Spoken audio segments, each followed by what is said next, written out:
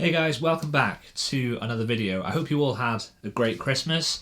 Today we are talking about those post-Christmas blues with some blues guitar tips that hopefully are going to elevate your solos when you're playing over any kind of blues progression. If you haven't already, do consider subscribing to the channel. Make sure to ring that bell to get notified when I post new videos. I will be posting guitar content every Tuesday at 6 PM, and if you do find this video useful, then make sure to give it a thumbs up. So before we dive into it, let's just hear a little clip of me playing a solo just to demonstrate how this technique is used. So let's cut to me with my guitar doing some guitaring.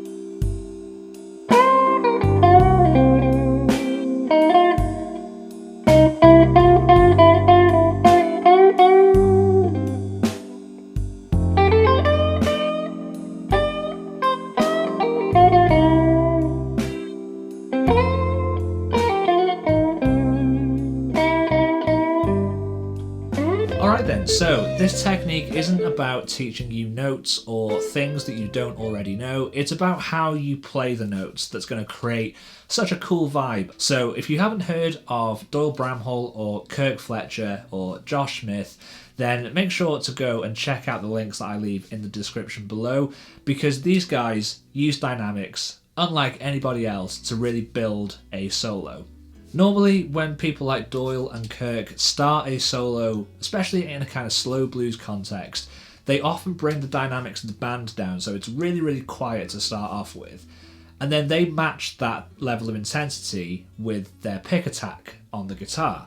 What they normally do is they normally pick near the bridge, and it gives a really cool and thin sound that is actually really musical.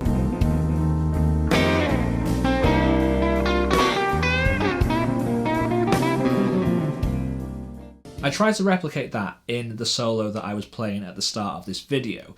It has a really cool vibe, and it's a great kind of platform to build from. So what are the key things that you need to know if you want to start implementing this technique? So the key really is to get as close to the bridge as you can.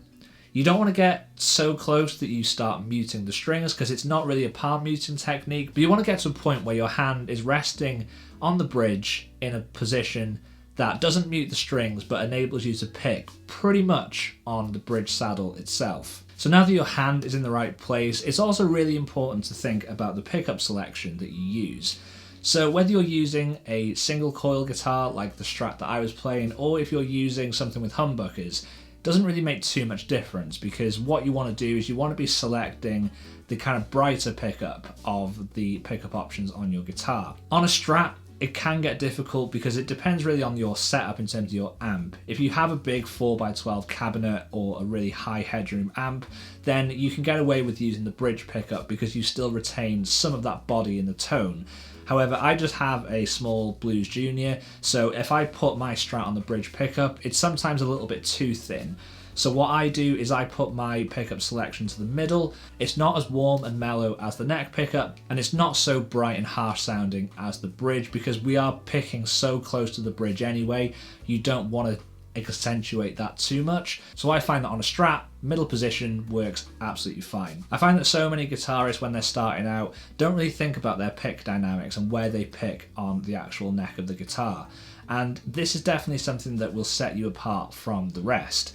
Really adds some interest and some diversity to your tone, and if you are playing a slow blues, then this is a great way to start a blues solo, and then as it progresses and as the band picks up, you can then flick your pickup selection, stick on an overdrive pedal and pick nearer the center of the guitar. But what you'll have done is you'll have got there in a really kind of lyrical and dynamic way, and that is the key to being, in my opinion, an awesome blues guitarist. So guys, that was just a quick lesson. I just wanted to share that with you because it's something that I've been working on these last few days, and I thought, hey, it's quite cool, and it's something that I don't see a lot of people do. So hopefully you'll be able to implement that into your own playing. If you would like to see some more tutorial based content on this channel, then leave a comment down below and let me know what particular tutorial you would like me to cover. It could be about a particular lick, it could be a technique that you're interested in. Just drop it down in the comments and I'll make sure to cover it in a future video. As I mentioned guys, I upload here every week on Tuesday, but if you do want to see more, then make sure to head over to my Instagram where I post pretty much daily